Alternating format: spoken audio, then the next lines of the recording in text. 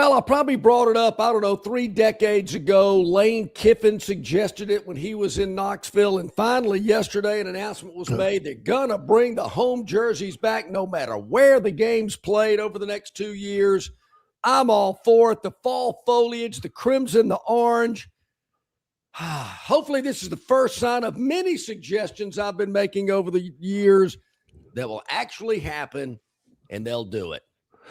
There could have been a presidential resignation. There could have been a landslide, a terrible flood, a swarm of locusts. Yeah. And that would not have superseded John, who is a big uniform guy. Love the unis. To bring that up. He's John Longshore. I'm Barry McKnight. On that colorful note, we have initiated our Thursday show here on Longshore and McKnight. The announcement was made. I don't know who makes the announcement. I don't know if it's the athletic directors or the university presidents or the commissioner of the SEC. It feels like one of those that Greg Sankey comes in and says, ladies and gentlemen, I have some news for you. What? What? Alabama and Tennessee will wear their home jerseys concurrently. He'll say something like that. For the next, I don't know, forever? Is it forever that they'll do it? From what I understand, Barry, it's only a 2-year deal. I don't know why just 2 years. This coming up season and the following season. To do it at Knoxville this fall, do it in Tuscaloosa next year. Keep it going. Wow, why just 2 years?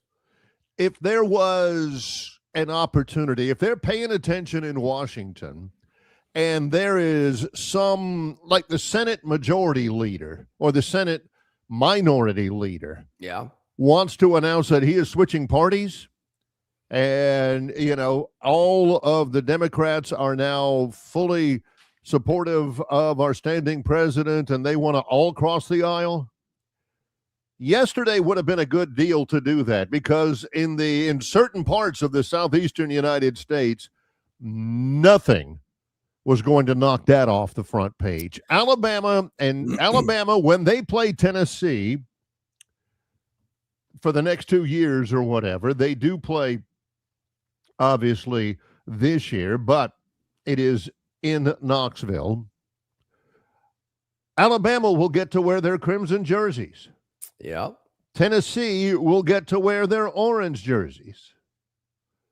It feels like the whole world is somehow different this morning than it was this time yesterday morning. Oh my God. Yeah, I think, that's a good way to put it, Barry. Now, Southern Cal and UCLA have been doing this for years. You might have noticed when you watch those two teams play out in LA, whether it's the Coliseum or the Rose Bowl, UCLA in the powder blue, Southern Cal in some variation of red. I'm sure there's a specific red that they use there, but that red and gold looks great. Thinking, why not? Alabama and Tennessee used to do it. I believe the last time they did it was back in the 1970. I was a little too young to remember that, but I've heard the stories, Barry. Dad put me on his knee and said, Junior, let me tell you about what used to be on the third Saturday of October. Yeah. I'd sit there all wide-eyed and listen. Then he'd say something that he shouldn't say, and my mother would say, Jerry, don't talk that way in front of him, as he was describing Tennessee. And so I'm glad that it's coming back. And then little Johnny Longshore, hopefully, will look up from his dad's knee and say, so what? They're uniforms. Nobody cares. No, I didn't say that. Okay. But glad to see it. I think it will certainly just add a new little twist and nuance to the rivalry. And Barry, we've talked a lot about this matchup, and I thought it was interesting. I'll see if you can figure out who made this statement. The Alabama-Tennessee rivalry is one of the most historic in all of college football. I know how much this game means to our fans, and the tradition and pageantry surrounding it is second to none.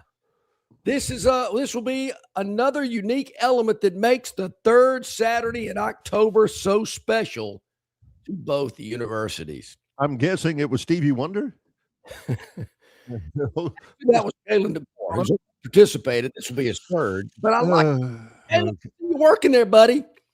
Second to none. Nothing else like it. Maybe tied with somebody for first. Somebody has even gone as far to say biggest rival. Some people argue that. Some people say, "Oh no, you're crazy. No way." I'm just telling you what the head coach said. Second to none. Okay. He just went up a few pegs on the John-O-meter. It is now 5 minutes into our show, live show. If you're listening at 8 o'clock at night, appreciate you. It's just 5 minutes into our live show. I've got my buddy on my cell phone texted me, and he has, you've won. He says, "Hey, Barry, give me the $5. I bet him, or he bet me, because I don't care. I do not give two toots about this subject, but I'll play along because thank you. John's in a reverie here. He Man, bet me that in the first 5 minutes of the program, we both knew that John would lead with this because it's the most scintillating bit of news in the history of college football. John would lead with this. He said, "I bet you within the first 5 minutes of the program, John will bring up Auburn needs to do that against Georgia." That's a nice idea. Yeah, I did not think about that. So it did not happen. I was the one that ended up. To whoever sent you that, man, I really don't, I'm not real, the South's oldest continuous, wait a minute, let me get this right. The oldest continuous rivalry in the Deep South. Yeah.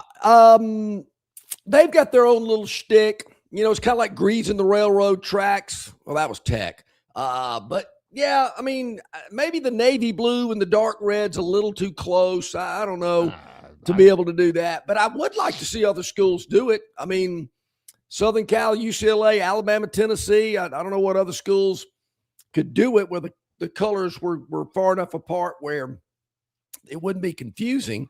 But, I'm glad they're doing it. Maybe some other schools can do it. I hope they continue. I hope it's more. I don't know why just 2 years. I guess maybe they're going to see how it plays out, and if they like it, continue it. I'm good with that. No problem. But, Barry, uniforms aside, that's all fluff and fun and dandy.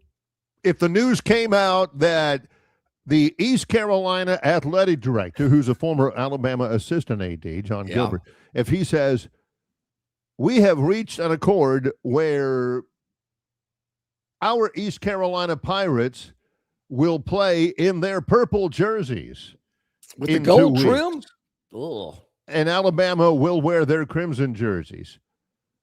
John's like, they could wear could wear Tommy Bahama flower print Hawaiian shirts for all I care. Well, we'd have to go Mal Moore on them. I mentioned Lane Kiffin. He wanted to do it when he was in Knoxville. And Mal said, "Nah, we're not doing that. Not going to happen." Good for Mal. Similar to the Thursday night proposal in Starkville many years ago. And Mal went, "Nope, not doing that either." So glad they were able to come together, agree on it, do it. Think it's great. Should be fun. Make the game a little bit more, exciting, more than it normally is, I guess. I don't know. Add a little buzz to it, if you will. But Agnes will see them coming out of those tight tunnels onto Shields-Watkins Field at Neyland Stadium. She'll say, "Oh, Elmer, look, that's so great," and everything. 5 minutes into warm-ups, they're all like, "All right, okay." One thing I have wondered, Barry, with the lack of success over the last 30-plus years in Baton Rouge, why does LSU continue to wear white when they play Alabama? Why don't they wear gold or purple? Try to change it up a little bit. Make Bama come down there in white. Bama comes down there in crimson every time, and more times than not, beats them. You'd think they'd change something up. You would think that had something to do with it. You I'm would very think superstitious now. There ain't no doubt about that. No doubt. You get John on a big game day or something. Woo. All right. My socks are pulled up to the proper. Well, no, never Yeah. mind. He doesn't wear socks, but you know what I'm talking about. He is that. Well, also, believe it or not, there is college football 1 week from today. I thought that would be a maybe a lead topic, but no. There are a ton of FCS games. Yeah. In that first one, a ton of FCS games. Southern Illinois at West Florida, down in Pensacola, Concord at Davidson. Where's the West Florida football stadium in Pensacola? It's actually where the Pensacola Blue Wahoos play Southern League baseball. It's called Blue Wahoo Stadium, and it is right on the bay. So do they play football in the baseball stadium? Yes. Oh, yeah. Okay. Okay, that explains it. And they are transitioning from Division II, where they've been awfully good, to Division I. But Elon and Glenville State, I don't care. It's football. They're going to be playing it. Heck, there's NFL football tonight, a little bit. I mean, preseason, Raiders and the Texans, 49ers and the Chargers. Auburn had a scrimmage yesterday. The Auburn fans, I don't know. The Auburn fans were pretty excited about it. The tackling got much better, according to Alex Golish. What a blessing it is to have Derek Walker back there defensively. You know, he has played Dallas Walker. He has played so well. Deshaun Womack. Jared Smith. It's a little bit of a different tone than some preseason scrimmage. Well, I wonder though, Barry, because I was looking for some updates. You know where I went to get the first update, and the lead story is the baseball team had a couple of huge fall exhibition games. I'm thinking, that scrimmage must not have gone real well. I don't know. It's the first story on there, but it's not like newspapers where you sit there and say and look at those navy blue uniforms they're wearing. Just saying. Navy blue pants, navy blue tops.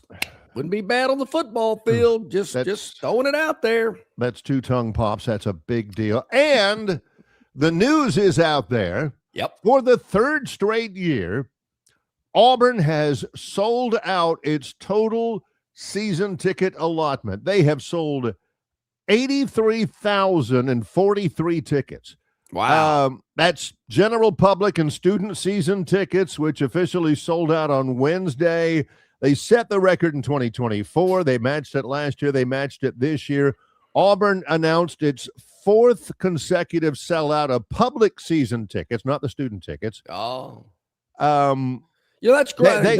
They love them. They will win or lose, rain or shine. That's what programs do that have had 5 miserable seasons. They prop it up by saying, hey, we had a sellout. Well, so does everybody else. LSU, Georgia, Tennessee, Alabama, they're all selling out as well. But I guess you got to do something to prop it. And I give them credit. I mean, people are scratching checks, sending them in, Venmo. Yeah, I'll do it again. They got me suckered in. I mean, they hadn't won 5 terrible seasons, but I'm still going to do it. Yep. The key here, people, the key here is to get it in quick.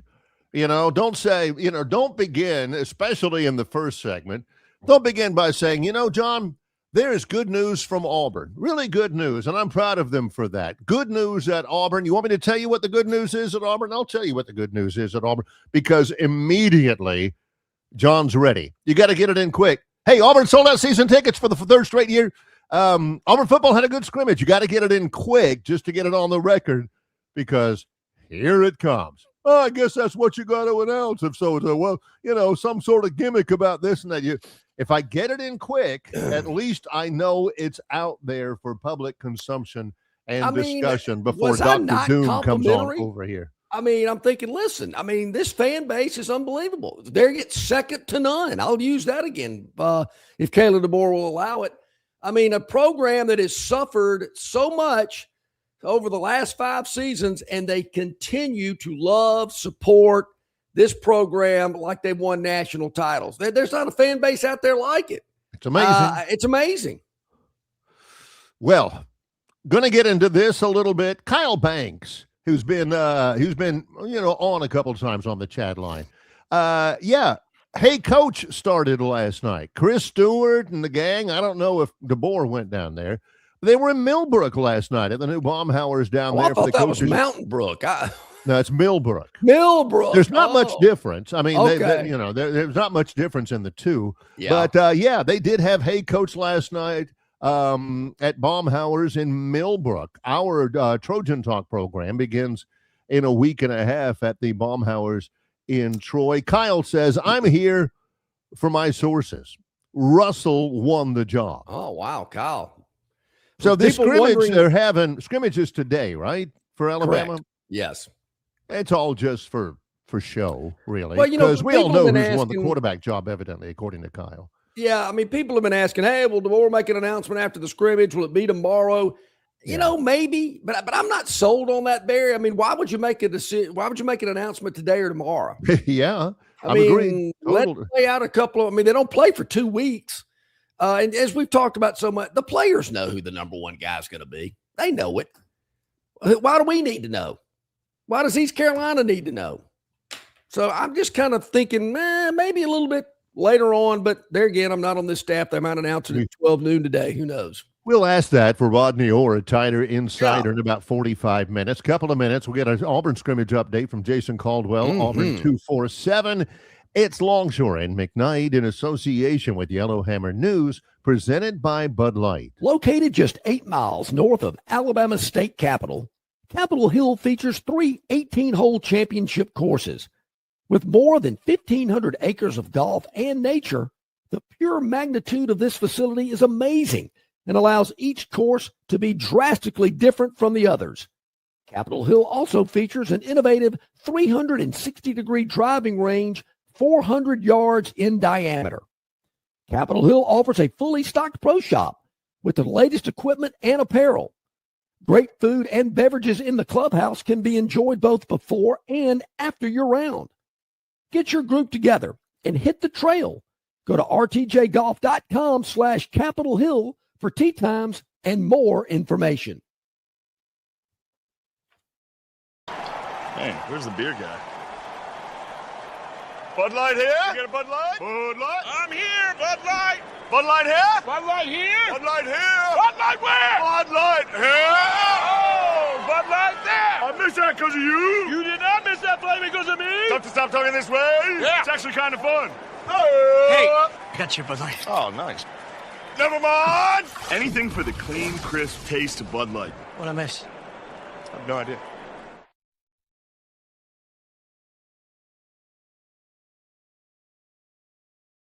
Chances are there's a pack nearby. Fortunately, the same applies to beer. Head for the mountains of Bush. The Bush Guide, cold and smooth survival skills. To avoid going in circles, make note of recognizable landmarks, like that. What's wrong with going in circles? Different circles, Ross. Okay. Head for the mountains. Okay, we're back at it about 18 minutes past the hour here on a Thursday. Glad you're with us here. A little NFL preseason. Barry mentioned a couple of games tonight, I believe. Obviously, a lighter load in Major League Baseball. More on that later. You might have don't see much on the chat line today about it. River Region Straw chat line. We'll get into that later as well. Nobody beat anybody in Major League Baseball 22-0 last night. That's true. That is true. You're right about that. So a lot going on. You mentioned that Baumhauer's up in Millbrook, Barry. I rode past that area, 17 Springs, I think it's called. That is a really nice development they've got up there. Al Kelly's getting the job done, man. I'm kind of thinking, is Millbrook going, well, Montgomery, if y'all aren't going to do it, we are. Because I got to think that's going to attract a lot of people from out of this area to come participate in sporting events, conventions, whatever it may be at that facility that they're building, and it continues to develop. We'll see. We're trying to build a $400 million convention center that we don't need, and we got wastewater that there's 3 cars in the parking lot out there every day. But I don't know. Maybe that's the case. All right, off that soapbox here today. Let's try. Barry, somebody asked me this. Somebody asked me this the other day. Hey, Hey, guys, what is the guest lineup going to be this fall? I thought, well, don't most people know? And I said, well, maybe they don't.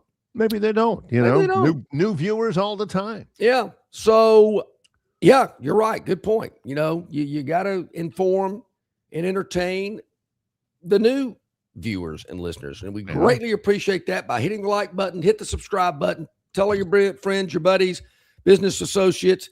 Check us out on YouTube, Facebook, X, Spotify, Instagram, Yellowhammer and yellowhammernews.com. You can check it out on the Yellowhammer News Facebook page. So many ways to check us out. We greatly appreciate it. All right, here's the deal. All right. You mentioned this person earlier today on the program too. But on Mondays, beginning August 31st, which I believe, Barry, is a week from this Monday. All right. Our man Tom Luganbill will be hop back on with us. Luganbill will join us at 7:30 on Mondays throughout the football season. Oh, cool. Always enjoy having Lugs come on with us, give us his insight and analysis and expertise. I know he'll be covering a lot of ACC games this year, I believe. Yeah. Good stuff. Whew, I remember, we talked with Lugs last year. I got to spend a good bit of time with him last year when Troy played Old Dominion on a Thursday up in Norfolk, and he was doing the game in the booth right next to me. Troy lost that game bad, so I'm not sure if Troy will ever sign off on having him do another Troy game again, but love his insight. Stuff. So smart. So he'll be on with us on Mondays at 7:30. And then a young lady who we've worked with a lot, Lindsey Bonner. She joined me earlier this week. Love her. And really just was a lot of fun and went well. Yeah. And she certainly loves the game and a big college football fan, a sports fan for that matter. She'll join us on Mondays around 8:30 to give us a recap and thoughts about the weekend that was. Tuesdays, of course, Brian Matthews and Travis Ryer. Wednesday, CJ Duncan will, of course, be on with us. And then our good friends from Phoenix Physical Therapy will be on with us on Wednesdays to kick off hour number 2. Always enjoy having those folks on with us. A lot of fun, a lot of information that gets passed along. On Thursdays, like today, Jason Caldwell and Rodney Orr, the Tider Insider, brought to you by the Destin Connection Seafood Market. And then on Fridays, Barry, we're going to be just slam-packed, looking forward to the games, previewing them, analyzing, handicapping a few. Our man Lee Sterling, brought to you by Jim Massey. Take your man to the cleaners with Jim Massey Cleaners. We'll start with Lee on September the 4th. Then the Phantom 4 will return. I understand the contract was signed yesterday. And the Phantom will be back for the Phantom 4. And then our man Ralph Michaels from Wager Talk and the Gold Sheet, that will begin a week from tomorrow with Ralph. So we got a lot going on. Of course, I'm sure the Moneyline Magician, he's going to hop around as well with his schedule, with our schedule. We'll make it work. But a lot going on. People have been asking me about it. I said, well, we'll just go through the rundown tomorrow to let you know. Outstanding. Love those guys and girls. Lindsay works so hard, does such a great job. Good to have her added to the Longshore McKnight family of recurring guests. Matter of fact, Barry, our college football preview show, Lindsay and I recorded it yesterday. We'll be on Saturday on CBS 8. I believe at 6 p.m. I'll get that double checked. But you can check it out, previewing Auburn, Alabama, Troy, Alabama State, Huntington, Faulkner, Tuskegee, all of them. It's always a lot of fun, very informative. I know it's on Saturday at 6, I believe. If it's not, I'll let you know, and it'll be on the following Saturday as well. So if you miss it, you'll have another opportunity to check that out. Loving the Trojans, loving all the SEC stuff you talk about, all the local colleges. Troy plays Alabama State in week 2. Our friends over at Faulkner, love them as well. Rooting big time for Mike Turk. Oh, yeah. The head coach of the Huntington Hawks and a longtime friend of the program. Mike and I serve on a board together in Montgomery. Super guy.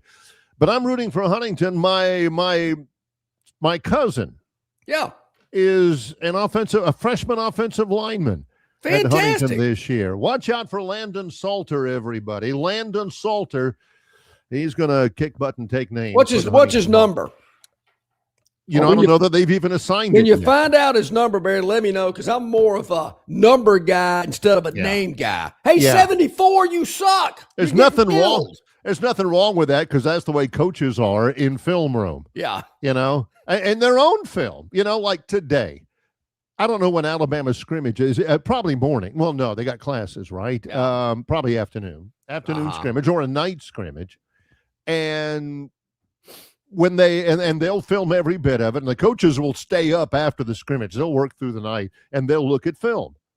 And coach will say, "Hey, look at 69. He's leaning back too much. He's losing his balance, pre-snap and on. Yeah, 69.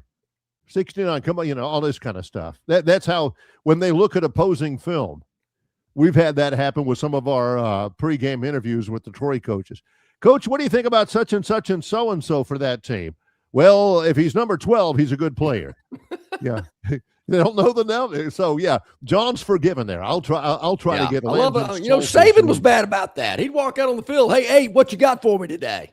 He would go, all right, I'll keep going. It was Julio. Julio could do that. So, yeah, we are looking forward to that. John and Lindsay always do a comprehensive job of getting all that together, and it is coming up. John, it's upon us. There's college football of some sort this time next week. Love it. Now, I'm waiting for the period where we have a football game every day for like 53 straight days. That's coming up in October, I believe. Yeah.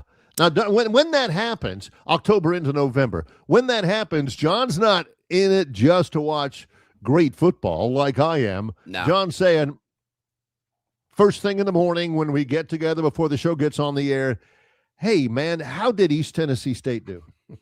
They covered. Okay, good. He ain't saying, all right, East Tennessee State, run the ball, run the clock out, get this cover, and go home. Come on, fellas. No, he's looking the next morning saying, oh, hey. Similar to a baseball I see you score. work in Missouri State. There you go. All right. Very similar to a baseball score, which we'll go over in about 50 minutes. Huh.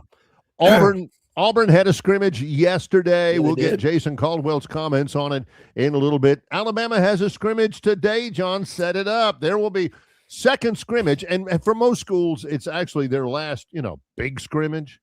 Nobody has like 3 full blast scrimmages in the fall. True. There will be jobs won by this time tomorrow, right? That's right. I would. Whether Not they're everyone. announced or not is another matter. Correct. But yeah, there'll be jobs won, and looking forward to the little nuggets of info that might trickle out from Tuscaloosa today during that scrimmage. We'll certainly check in with Rodney Orr, the Tider Insider. Brought to you by the Destin Connection Seafood Market in about 32 minutes. But in about 2 minutes, our man Jason Caldwell from Auburn 247 is going to join us. Oh, just enough time for a comment. Quick comment from John Longshore from the chat line. Coach, he said, we're talking about coaches only knowing numbers. Charles Lee, hey, 8, get back over here away from the cheerleaders. Number 8, am I going in? Coach Lee, heck no. For some reason, I don't know what it was, but Coach Lee, he knew me. He called me by my name, mainly because he knew me for stuff I did off the field, not on it. So he knew who I was. But yeah, we had a lot of people on the team, obviously. So maybe there were some numbers that were called rather than, Barry, when you got to spring practice and preseason camp, they put a strip of white tape on your helmet, wrote your name on it. We had a guy named Jeff Lesinski on my youth league team. They just put ski on the front of his. So anyway, when we come back, Jason Caldwell, Auburn 247 is next. It's Longshore and McKnight in association with Yellowhammer News, presented by Bud Light. Known by avid golfers as one of the most beautiful and challenging stops on the Robert Trent Jones Golf Trail, Cambrian Ridge in Greenville lies just 40 miles from Montgomery. It is well worth the ride for any golfer looking for 27 holes of jaw-dropping golf. The greens have been redesigned to accommodate the higher green speeds associated with their installation of the latest generation of ultra-dwarf Bermuda grass. Cambrian Ridge offers a fully stocked pro shop with all the latest equipment and apparel. Great food and beverages in the clubhouse can be enjoyed both before and after your round. Get your group together and hit the trail Go to rtjgolf.com/Cambrian Ridge for tee times and more information. It doesn't matter if you're running drills at the park, playing pickup on a Saturday, or sinking the final putt. When you compete with your friends with Michelob Ultra on the line, competition isn't that friendly. The trash talk, next level, and the stakes, oh, those are crystal clear. With only 95 calories and superior smooth taste, it's the ultimate trophy. Superior is worth playing for. Michelob Ultra, superior light beer. Enjoy responsibly. Copyright 2025, Anheuser-Busch Michelob Ultra Light Beer, St. Louis, Missouri. Why Hands? At Hands Heating and Air, you get this area's highest ranked service provider with 24-hour repair service, no overtime charges, and their same-day service guarantee. Plus, instead of other companies' 30-day repair warranty, Hands gives you a 3-year repair warranty. Hands Heating and Air is here for you 24/7, 365. And service is not just something they do, it's their way of operating, for you in mind. All of Hands employees are trained to adhere to this standard. They work hard to ensure that this standard is maintained, and they are constantly looking for new ways to better serve you. Call Hands Heating and Air today at 508-5382. That's 508-5382, or find them on the web at 834hands.com. Okay, bottom of the hour on this Thursday, hour number one. Hey, want to give a little shout out. Way Offsides Jeff, The birthday big 5-0 today. Big 5-0 today, Jeff. Happy birthday. Yeah. That coming on the River Region Straw chat line, and really appreciate you being a big part of the program. Jeff, you have a great day. Greatly appreciate Jason Caldwell from Auburn 247 being a big part of the program. Good morning, Jason. How are you? I'm good, guys. How about y'all? Doing well. Coaches always say, whenever I ask them about, hey, how did practice go? How did scrimmage go? He said, they'll always say, well, the number one thing is we didn't get anybody hurt.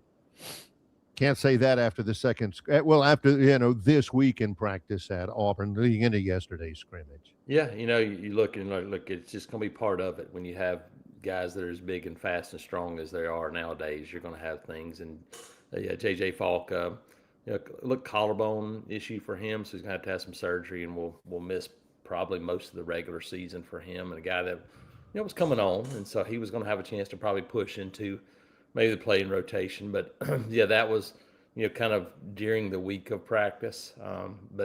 All things considered, you look and you got Ty Buster was before practice. Now J.J. Falk, you look and you go, for 100 guys, you knock on wood and say, been pretty healthy. They've done a pretty good job of keeping tabs on guys and limiting some work at times for guys who have little tweaks and things like that. Because this is a long camp when you start talking about almost a full month to get ready for a game. So they're trying to balance that and get prepared for Baylor to open the year. Jason, would it be accurate, maybe unfair, to say that Byram Brown has the potential to be the most dynamic quarterback at Auburn since Nick Marshall? I mean, guy led the nation in total offense last year. So look, it's there. The potential is there for sure. I mean, you think about like Bo Nix is and was dynamic, but he wasn't that player in the systems he ran at Auburn. I think that's part of it too. If you had brought Lamar Jackson in, you go, that guy's pretty dynamic, but if he wasn't allowed to do what he did best, then you wouldn't think he was the same kind of player. Mm-hmm. So yes, I think system has something to do with that too. I think he has a chance to be that guy. Here's what I think. I think he's the guy that I would say at least since Jarrett Stidham in 2018, but maybe since Nick Marshall in 2014. He's a guy that his teammates probably believe in at quarterback more than anybody I can remember. Because listen, Bo was a good player, but like he had to fight off a couple of quarterback battles even then. So there was like some competition stuff. You had a coaching change, and like he lost his starting job during that 2021 season. I think you got to go back a ways to find somebody where his teammates go, no, that's our guy, and he's going to get it done. And I think that's probably as big a thing as anything. from the scrimmage yesterday, the one name that I really noted that Coach Golish brought up was Dallas Walker. Can you comment, and also, some other high points coming out of the second scrimmage of the fall? Yeah, Dallas, the guy that I talked to him, and then we got a chance to talk to him later, but he told me, look, he said, I was 365 or so when we played Alabama last year. And, listen, there was a time and place for that in football. And listen, Alabama had a guy drafted in the first round that basically all he did was just swallow up people in the middle of a defense and played in the NFL doing it. Yeah. It's hard to find those guys anymore because of the way teams play offense. You got to be able to run and move. And so he's lost about 30 pounds since last year. And look, he's a guy in high school that, he signed with Texas A&M out of Nashville. Like he played at Western Kentucky. That's where Auburn found him. But like he was a guy that as a high school prospect was really talented. He played some tight end, big guy. And he's back to moving around and doing some stuff. So it's been interesting to see him do that. And then probably Bryson Washington was the other one, the Baylor running back transfer. Really? Kind of got slowed in the spring. Yeah. Has been kind of, I won't say in the doghouse, but he's been fighting to kind of get off the Alex Golish schneid a little bit. And like he said, look, I'm not there yet, but he has taken some big strides and he got a lot of work yesterday. So I think there's probably a very clear pecking order now. Jeremiah Cobb, Omar Mabson, Bryson Washington, that running back group feels like it's like three and then kind of the rest of those guys. You noted that Jeremiah Cobb, you noted on Auburn 247 that Jeremiah Cobb hasn't gotten a lot of work. Yeah, early. He got a lot early. Then yesterday they went, listen, we know what that guy can do. You know how you get to this scrimmage type point in camp where they're like, okay, look, we don't need to see that guy anymore. He's good. We just got to get him to the game. And that's kind of what you do with it, especially a veteran guy. And so they got some work with Jeremiah Cobb early, and they said, look, we're going to see the other guys. They kept the offensive line group out there. We saw Stanton Ramil and Joe Simmons play. They played every snap with the first team at offensive tackle. Still rotate some guys at guard, but so the tackles feel like they're set. That running back group, wide receiver group starts to feel like there's a little separation now between probably the first five guys and everybody else. So starting to kind of get towards next week, and they're going to call next week mock game week. We're going to do everything media-wise, and I think practice-wise they are too. It's going to be everything done just like a regular game week as they get ready for the season. Yeah, it is getting ready for a season. 2 weeks from this Saturday, so they'll be, getting certainly game preparations in. What happens, after the second scrimmage? How much is it dialed down? There again, you mentioned Jeremiah Cobb. We know what he can do. Yeah. I'm sure they have a good feel about what a lot of these other guys can do. Is it just maybe more conditioning and game planning than it is, I don't know, kind of really hard-nosed physical type preseason camp? Yeah, it won't be real conditioning because these guys, they don't do much of that in camp nowadays anymore. All the conditioning is done just in practice in general because these guys are so in shape now. They never go home. They're here all the time. It'll be situational. That's what you'll see. And now they'll do game planning probably towards the end of next week. Coaches are creatures of habit, and I would bet you that Alex Golish isn't any different. They don't normally like to do that too early because it gets stale. And then you think about, well, we've got this down pat. What can we add? And by the time you get to the first game, you've added so much that you've lost everything. And so it'll be situational. They've done a lot of goal line work in red zone. They'll continue to do those things because we were kind of talking about this yesterday, myself and Nathan King and Christian Clemente, about how, look, you have spring practice and you've had 2 scrimmages, but you still have a coaching staff. They know Byron Brown, and they know Keyshawn Singleton and Chaz Nimrod and some of those guys, but they don't know Jeremiah Cobb, and they don't know Omar Mabson. They don't know Bryson Washington. They don't know this offensive line group. They have to figure out, what do these guys do best in these situations, and how do we put it all together to call plays when it's, first and goal at the 5 and you see this defense. So they're trying to give themselves as many of those opportunities as they can. So I think a lot of red zone work, 2-minute, third down. I think you'll see a lot of that focus now as you shift towards getting ready for a game. You mentioned this, and I'm a subscriber to the Auburn 247 YouTube channel. You and Nathan King, you had something up video-wise. I mean, I'm not sure the players had even gotten dried off in the shower yet, and you guys broke that down. The immediacy of the reporting and all that kind of stuff. Man, that's good stuff, Jason. It's fun. I mean, it's now the world we live in where you can do those things, and so look, you can plug mics into a phone, and give yourself. And so we do that pregame and postgame for every football game. So we're there, road game, home game, wherever it is. So we do that as kind of a pregame. Hey, here, get ready for the game. Here's what to look for. And then postgame, here's what we saw. So we thought no better time to do it than during camp. And so you do those things where you go, hey, here's what we saw. Here's what we heard. It's not every day because like today we don't have any. There's no media availability, no viewing window, so there's not much more we can add today that we saw yesterday. So it'll be those moments like tomorrow where we'll get a viewing window and we get a chance to watch a little bit of practice and talk to some folks. Then we can talk a little bit about, okay, how did they see the scrimmage, those kind of things. So I like it. It's those 6, 8, 9 minute windows to give people maybe an idea of what's going on. I don't, you can call them what you want to, the Freeze 4, the Fab 4, the Freshman 4, whatever, those 4 wide receivers that all came in the same class under Hugh Freeze. Only one of them was left, and that's Bryce Cain, and now he's not even a wide receiver, Jason. Is that they moved him. Can you talk about Bryce Cain and whether that was a surprise to you? Yeah, not really. He was the guy that probably had the most work to do because he'd only really played football for a year. He was more of a baseball guy. He played football, and we're like, okay, man, this guy's got some potential, and he does have some talent.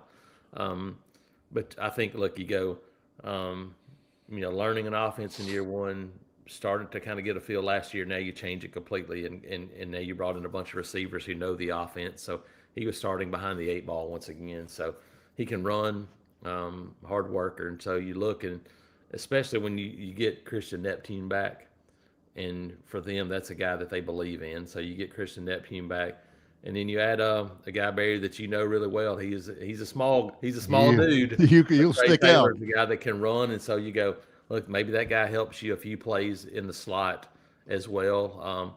And so because of that, you go like, look, how do you want to try to get guys that you think are talented on the field? And so they go, look, let's take a look at corner and see how he does. I'll never forget Trey Taylor last year for Troy. He caught the first touchdown. Troy had a lead over Clemson before the rain delay. It was a 40-yard go route, and he just ran past it. Nobody could keep up with him, and they hit him in stride and all that. Yeah, he does have he would have his uses, I think, in the Auburn in the Auburn attack. You mentioned that you start to get some separation among the 5 receivers and all of that. Is there, and you want to get 5, the guys you can play defensively? Has there been some resolution on some of those battles after the second scrimmage? Would you imagine? Yeah, it kind of I don't know that the coaches would say anything. It kind of feels like, from our perspective, it feels like the corner group is kind of separating itself a little bit, and the guy that's probably done the most work is the guy we heard about all the way back to the spring, and Alex Golis talked about in this summer, is Gavin Jenkins, who transferred from USF for those guys. Another one of those guys from Florida, where you look up and you go, man, this guy's really athletic, really talented, might have been a little bit of a late bloomer, and got kind of lost in the crowd a little bit. And look, how many guys do we see in the NFL draft every year? You look up and you go, how'd that guy from Florida wind up at Pittsburgh and a first-round corner? And you go, it just happens because there's so many guys. Gavin Jenkins, 6'1.5", almost 6'2" corner, can really run, was more of a wide receiver in high school, and like, hey, we think you're a corner. And so he went to USF last year, said he really came on, and look, he's been a guy that he's had an interception each of the first 2 scrimmages. I think he's had 5 in camp so far.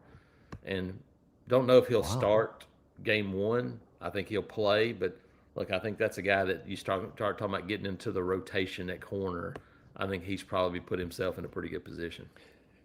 Jason, as we mentioned, a little more than 2 weeks away from the first game, and we've talked about this subject before. Wondering about jersey patches, sponsorships. I see Georgia announced one earlier this week.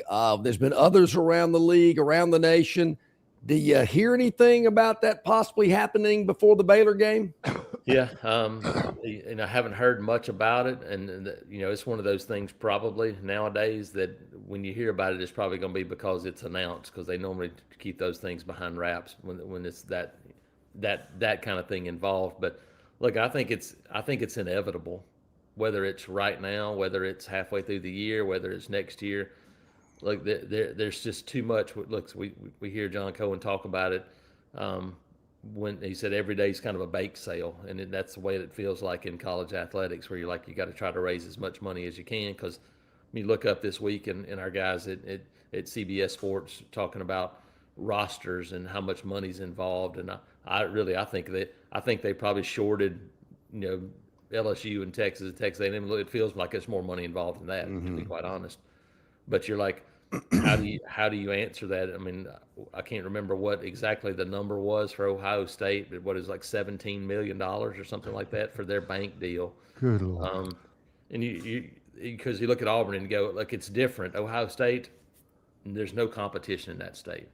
They can go to anybody they want to, and nobody's worried about offending somebody else in Ohio. LSU's the same thing. And Alabama's a little different. You're like, does the CEO at Regions Bank go, hey, we're going to go do that with Auburn, but we're going to risk making everybody at Alabama mad, and we're going to lose business. Like, you have to think about that in this state, and you don't in others. Georgia, like, they're not worried about Georgia Tech. I mean, they're just not. They're just not. That's not a thought process for them. But in Alabama and some other places, you have to think about. So I'm sure that's something they're like, hey, approaching people and going, hey, sponsor Auburn, and they're like, Jason, how many people over 30 plus years, I walked into a business and the guy goes, hey man, I like you, but you're the Bama guy. I have nothing to do with you. It's the way it's the state and like I said, Ohio State, you think about it, they think about rivalries, but it's not the same because it's not the same state. And it's not like Oklahoma State, it's just not the same. Everybody in that state, you're like, it's more Oklahoma. Yeah. I just got to think with what's going on around here. Michigan's got a big deal, and you mentioned Ohio State and some others, and of course Georgia with theirs, and of course I've seen some of the comedians out there slinging arrows at them because of Progressive auto insurance, and they've had so many issues with players and cars. But you got to think Auburn and Alabama got to be on the verge of making an announcement. Yeah, it's going to happen. I think everybody is, and look, what you don't like, the Big 12 is the one to me that I never really understood why you did it as a conference and a league, and now they get $1 million each. Well, I mean, in this, it's funny to think about it, and it's sad to think about it another way. But like, what is $1 million doing for your budget now in a Power 4 conference? Yeah. When you could walk out yourself as a lone entity in the Big 12, correct. I mean, and make a deal for a lot more than that. Yeah, you think again, we talk about Oklahoma State or UCF or one of those schools. You don't think there's somebody in the state of Florida that go, hey, we'll give you a little bit more money, like Publix. I mean, again, would they offend everybody in the Southeast region now by sponsoring a school? But maybe they would for UCF. Going, listen, Florida State, it's not going to bother them. We'll give them $5 million a year, and they'll be fine. That was when I didn't understood, like $1 million in this world is not going to go very far to have Monster Energy, that awful, hideous logo all over everything you got. Jason, final thought. Auburn is supportive. 83,000 season tickets for the third straight year. That's never been done at Auburn before. With all the adversity and all the frustrations and stuff, they are still buying tickets at Jordan-Hare. Listen. People say what you want to, and listen, I've had not really a battle, but guys talking about home field advantages and things like that, and I always like to say, listen, the best home field advantage always is the best teams. You go like, these teams are really good. Yeah, okay, that means they're really good at home. It's still a really tough place to play, and if you can get back to winning games and being better, it's going to be an even tougher place to play because the people show up. They show up. They're still there. They stay and they yell and scream and cheer, and you gotta give a hand to the Auburn fans because they haven't backed off one bit. Yeah, it's been impressive. Auburn 247. You see Jason's shirt there. It is a different angle as far as all that, but the resources and the manpower and the expertise and the experience that the website has never been greater at Auburn 247. I agree. It's fun. Got the youthful energy from Nathan and Christian, who do a great job, and they work their tails off. And so just try to bring a little old veteran presence to the mix here. And but again, we have a great time. But a lot of work. I think we did 8 or 9 things from the scrimmage in about 2 hours yesterday. Oh, wow. So a lot of information, videos, photos. Hitting the road tonight, high school football. It'll be nice and toasty at 7 o'clock in Phoenix City for Central Phoenix City and Thompson tonight. So get the high school football season underway as well tonight. Outstanding. Auburn 247 to get your subscription. Get ready for the season. Jason Caldwell, appreciate you very much. Have a good day. Safe travel. Thanks, guys. Thank you, buddy. Always appreciate your time. Jason Caldwell, Auburn 247, joining us here today on our City of Montgomery guest hotline.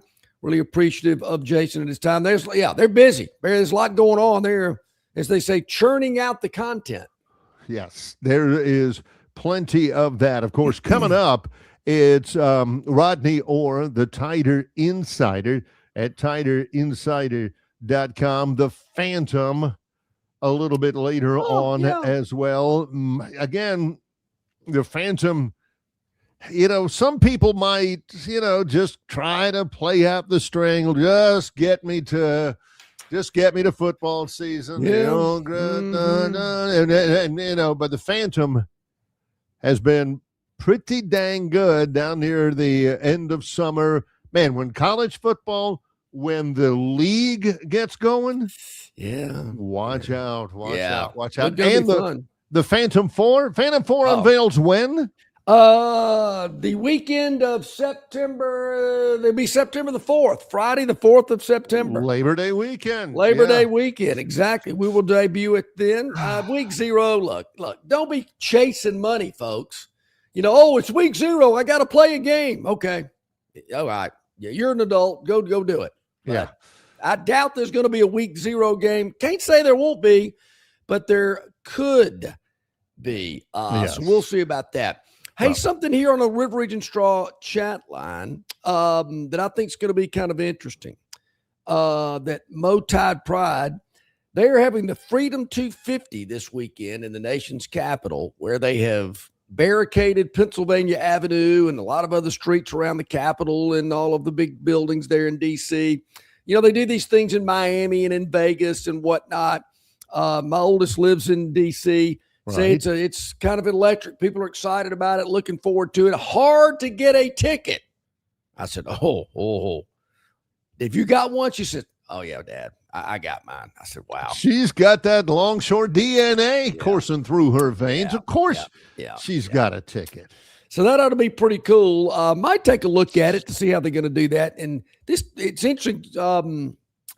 People might not know this, but this time of year in D.C., all the politicians kind of take some time off. The schools don't do a lot. Well, there's not really school going on now, but like the whole city goes on vacation at the same time. It's because it's hot. Yeah, so everybody's kind of left. Washington is hot. She's actually here right now, but is heading back to D.C. this weekend, so we'll see a little bit about that. But nonetheless, should be kind of cool. Looking forward to checking it out. I've never been to a Formula One race before. I guess that'd be kind of neat. Yep, that is going to be good. Several things going on this weekend. We'll preview that probably tomorrow on this show, live from Stivers Chrysler Dodge Jeep Ram in Prattville. NFL preseason resumes this evening. The Texans hosting the Raiders in Houston. That's at 7. That's on ESPN tonight. It is. The Los Angeles Chargers are hosting the San Francisco 49ers in L.A. That is at 9 tonight on the NFL Network. Niners are pretty talented, but goodness gracious, they've had injuries. So we'll see how that goes as well. And starting today, the weekend begins. It's the final weekend in history for the Live Tour. Oh, boy. There in Indianapolis. So that'll be over. By the way, there are lots of other things getting ready as we get ready for football getting started a week from today. Cannot wait. Yeah. Tobias, I think Jeff is 50 today, not 70, just to let you know. But Tobias also threw this in here as well. Tobias, I made a lot of comebacks on the Pac-12 after dark game. And the WAC games as well, particularly that Hawaii game or a San Jose State or who else we get? San Diego State. Man, some of those WAC games late at night on Saturday to catch up. To pad your winnings. Yeah. Yeah, you kidding Now, me? Bear in mind, point of order. Bear in mind, everybody, the Pac-12 isn't, Tobias, really the Pac-12. You got Washington State. Yeah. You got Oregon State. As a matter of fact, I'm not sure there's a school in the whole thing that doesn't have state at the end of it. Boise State, San Diego State, Texas State, Utah State, Colorado State. Yeah. Don't Look, I don't know if it's FS1 or ESPN3 or whatever. Yeah. But do not get rid of the late kick on Saturday night. Now, that's a game, Barry. You mentioned, hey, John, you going to watch Austin Peay and so-and-so? No. Hey, John, you going to watch Texas State versus San Jose Saturday night at 10? Probably so. Yeah. All right. The Tide didn't cover for me. Oh, geez. Tennessee kicked the field goal. That didn't cover for me. Okay. What do we got tonight? Oh, you Texas State? Oh, the Bobcats? Whew, I'm in. Yeah. I get the vibe. You got some stadium in like Eastern Washington or Idaho somewhere. There's like 8,000 people there. It's cold. You're going, oh, this is great. The stadium in Eastern Washington is red. The turf is red. I've broadcast from Idaho before, the Kibbe Dome. It looks like Garrett Coliseum on steroids. And bad, huh? It's cold. So yeah, I love it. All right. Is it time for a break before Rodney comes on? Yeah, let's clear out a break. We are... we hadn't had one in 25 minutes, so let's throw one in there right now. It's Longshore and McKnight in association with Yellowhammer News, presented by Bud Light. The more you play, the more chances you have to win during Diamond Days all summer long at Victoryland Casino. Win diamond jewelry and your share of $105,000 in free play. Also all summer long, it's TV Tuesdays. Win TVs and your share of $80,000 in free play. Giveaways galore all summer long. Diamond Days and TV Tuesdays with $185,000 in free play at Victoryland Casino, where you can be a winner too. Victoryland Casino off I-85 exit 22, Shorter, Alabama. Must be 21 or older. Phoenix Physical Therapy is ready to help patients recover, recharge, and rise. They develop a customized therapy plan for each patient to get them back to enjoying their favorite activities. Their experienced team is committed to providing exceptional care in a professional environment. Whether you're looking to prevent or treat an injury, recover from a recent illness, or recuperate from surgery, schedule an appointment with one of their clinics and take advantage of physical therapy, athletic training, workers' comp, and employer solution services. Get back in the game, get back to work, and get back to life with Phoenix Physical Therapy. To find a location near you and to schedule an appointment, go to phoenixphysicaltherapy.com. That's phoenixphysicaltherapy.com. Big news for Central Alabama travelers. Getting to Texas just got easier. You can now fly nonstop from Montgomery to Houston with United Airlines. No long drives, no layovers, just smooth direct travel from your hometown airport. Whether it's business or a weekend getaway, Houston is now just one flight away. Spend more time there and less time getting there. Fly nonstop to Houston. Fly MGM, where travel feels easy. Book your trip today at flymgm.com. Excuse me, just gonna hop in here. Pardon me? Whoa. Don't even think about it. I'd like a beer, Bud Light. Bud Light, please. Bud Light. Just one. Bud Light. Just one Bud Light, please. Excuse me. Hold my legs. What's this? You teaming up? That is crazy. Hello? One Bud Light, please. Two. Anything for the clean, crisp taste of Bud Light. I knew you still had it. Did you? No. I got to tell you, I like the Bud Light NFL cans, and they usually do it kind of like in your region, but every now and then they'll mix in a few other teams. It was kind of like back in the day at 7-Eleven when they had the baseball trading cups and, wanted to make sure you got the player that was hard to get or something like that. And you got Falcons, Saints, Titans cans a lot, but it's kind of nice to pick up a few other logos on the can if you have a favorite team around. So hopefully that'll be the case this season as well. Love it. Love it. Love it. Absolutely. That guy, Shane, I should know his last Gillis? name. Yeah, Gillis. Everybody in the South knew that guy in college, right? Oh, no doubt. Yeah. Knew that guy, funny guy, a little bit on the tubby side, he was a guy that you go over, hey man, he was like the Southern Damone, That's right. That was the guy, hey, golly, I don't know what happened, but I accidentally backed my truck into this light pole, and it's got this little ding in the back corner panel. Can you pull that out? Yeah, man, I can. You don't know how to do it. Heck, I don't know how to do it. But he's the guy that can pull out that dent in your back corner panel. He's the guy that said, "Oh man, Willie Nelson tickets? Yeah, I let's see what I can do." You always had that guy that kind of just Southern street smarts. Everybody ain't Huggy Bear. Everybody ain't the shoe shine guy on the corner and Police Academy. You had good old boys in the South that just could get stuff done. And he's that kind. Like that I'm with you. You're right about that. I'll tell you somebody else that can get it done, and that's Rodney Orr, the Tider insider covering Crimson Tide athletics for, it's about as long as we've been together, Barry, over 30 years, 3 decades there. We really appreciate him joining us. He's brought to you exclusively by the Destin Connection Seafood Market right here in Montgomery, where they've been bringing trucks up daily from the Gulf of America for 32 years with fresh Gulf seafood in all sizes, crab meat, oysters, and all varieties of fish. Also, their full-service kitchen is available. They'll cook it up for you, or you can take it straight out of the display case with you. Call ahead, 334-288-4272. Or check them out at 3750 Norman Bridge Road. Good morning, Rodney. Good morning, guys. How are the both of you? Doing well. John says, that you've been covering or following Alabama football as long as we've been following football. I would guess, John, that Rodney has faint memories, maybe, of the last time Alabama and Tennessee played and each of them wore their home colors. Is that true, Rodney? It'd be faint. It'd certainly be faint. I don't even remember. Was it 70? What was the last time? Oh, yeah. 1970. Okay. So 70, yeah. Not sure if that game was on TV. I think the first Alabama-Tennessee game I watched was 68. That was on TV. If I remember, Tennessee won late in the game, like 10-8 or something like that. Mm-hmm.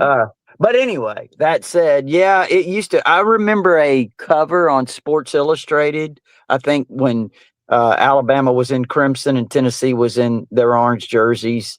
But it's been a long time, obviously, a long time. It has been. I'm glad they're doing it, Rodney. I think Southern Cal and UCLA is unique. I think this will make the third Saturday in October unique. Hopefully they'll extend it past the 2-year agreement. But I think it's just a nice little twist for college football. And, I'm looking forward to it. I think it is, too. I like it. Now, again, there has been some pushback there on TiderInsider.com, of course. No way. Because they feel the road whites for Alabama are the best uniforms in college football. So I say this, John, Barry, if the road whites are really that good, and I think they are, how good would a white helmet look on the road? Oh, now you've done it. Now, see, this is what I don't understand. Yeah. Is people get upset about that. Some do. But it's part of the tradition. I mean, one of the greatest wins in Alabama football history was 1971 USC in Los Angeles. Yeah. It got the 71 season and that turnaround going, and Alabama was in all whites. They wore white helmets. That is true. That game was also on a Friday night. It was. I'll say this, Rodney. I saw a variation of a white helmet. I think the term is called matted, where it's not a shiny finish. Correct. Yes. And I went, I could live with that. That looked the shiny. I'm not so much on, but this matted finish, I could live with that if they went white. You know, what's wrong with it for one game a year? You know, Look, you're talking to a guy that wants to change the get the number off the helmet. So I hear you. Yeah, Rodney, I've been wanting to get the number off the helmet for decades. I mean, really? To me, it's just outdated. It looks something out of the 50s, like they come down a conveyor belt and the guy spray paints them on there. I don't know. I'd rather just have a red helmet with a white stripe. I'm just not a big number guy. You talking about getting some discussion going. Woo! Hey, put that old Tighter Insider next summer and see how that goes over. Well, you know, John, some people say that Tighter Insider looks like it's from the 50s. But I'm going to tell you just real quick. Right. Don't want to digress. About 10 years ago, I was connected with several web designers, one in Denver that does a great job. It's a really prominent guy.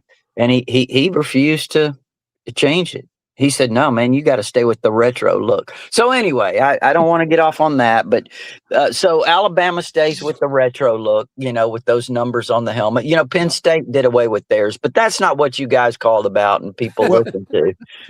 There is a scrimmage scheduled for this morning, maybe in about an hour or so. Will the quarterback position, the starting quarterback job, be won at this scrimmage?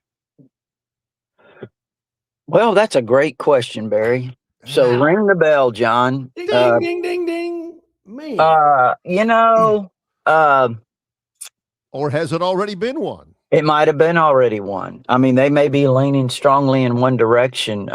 You know, again, I will say this. I think it's tough to win a job just on one scrimmage. I think you have to look at the overall, whether it's including spring and summer and where they are right now. I think that's what you have to look at. But I do think it could solidify some things, not only at quarterback, obviously. I think it's really big at a lot of positions. And Womack said that, Kane Womack said that just a few days ago, that this scrimmage was going to help them in terms of kind of narrowing down the personnel that they want to get ready for East Carolina. So it's obviously a really big scrimmage. And I would say this, John and Barry, and I know you're going to go here, so I'll just kind of throw it out there. Yeah. I think for me and for fans, really what they want to hear, you know, of course the quarterbacks, but okay, does the offensive line perform better? And I think that's one thing coming out of this scrimmage, a lot of people are going to be wanting to hear. As far as the quarterbacks, Rodney, I'm of the feeling that they kind of know who it's going to be. I think the players certainly know. They're there every day. They see it. But why make an announcement today or tomorrow? I mean, they don't play for 2 weeks. So, you know, just go through your practice as normal. And then, I don't know, maybe game week or whatever. I mean, do we have to know? I mean. Well, no, the public does not have to know. I mean, I think the players will know. They'll have a good idea. The two quarterbacks will probably know. And listen, I will say this too. Kalen DeBoer and Grubb, you can tell this. They're not going to embarrass one of the players. And they're going to do everything they can to make this, even if it's, let's say they 80% no right now, they're not going to do anything to embarrass the other guy. That's just really kind of the way they are. And most coaches, Saban was the same way. But so with that said, I think the players probably already have an inkling. They'll probably be told next week, you know, or maybe even sooner, but probably next week, I would think. And then I'm with you, John, either announce it late next week or going into game week, you know, on Monday. You know, we've seen that before. Sure. We've seen that plenty of times. So that would be kind of the way I think about it. The running game itself seems to have shown some promise lately in the preseason camp. Although John has asked this before, you know, we have never, ever, not once seen E.J. Crowell scrimmage. He is not scrimmaged at Alabama at all. Is there a backstory to all of that for him? Is he healthy? Is he practicing? Is he going to factor in? It is kind of amazing. He didn't go through the 3 scrimmages in the spring. He's missed 2. He's missed, and it looks like he'll miss this one. Would be my guess. So, yeah, that's kind of amazing. Now, is he injured? Yeah, I think he is. I think he's got. If my understanding is correctly, it's an ankle. Should be fine. It's tweaked. So, but apparently he'll be ready. They expect him to be ready on game day against East Carolina. Now, how much will he play? How much will he be ready to play? I don't know. I've been told by someone that I trust that if things go as expected, he'll be ready to play and probably will play in that East Carolina game. So we'll see. You know, the interesting thing to me, Rodney, is we see E.J. Crowell coming off the field in the spring game with one of these devices that people that have ACL surgeries use to get around. But there was never any mention of any ACL or MCL or whatever it could have been with his knee. But you've seen players with those injuries on those little devices around football programs. I'll just leave it at that. Then he gets to preseason camp, and he's not participating in any scrimmages. But a former collegiate player, Aaron Taylor, was at practice earlier this week, and he's raving about number 13. Yeah. And I'm thinking, well, is he going through jumping jacks and up downs, or is he running plays against skeleton crew or in shorts and helmets? What is he talking about? Because all I'm hearing is the kid's hurt. Yeah. You know, the question on that video to me was exactly when was that shot? I know when it was posted. Right. But I don't know exactly when it was shot. And there's been suggestion that it was shot before the scrimmage. You know, not that day, but maybe 3 or 4 days before. I don't know. Now, I will tell you this, and talking to someone who was at the practice the Sunday before the scrimmage. I think it was the Sunday before, may have been the Saturday. So, but either day, whichever day it was, said Crowell looked really good that day. In fact, he also mentioned, Deere very highly, and then also Trayshawn Brown. But so I don't know if that's kind of the time frame when Taylor was here or not. But that's I have heard that there have been some practices where he stood out. Yeah, you mentioned this, and we're not going to totally fixate on quarterback, running back skill position, but A.K. Deere, the injury to him, any scuttlebutt on the timeline or the severity or anything like that?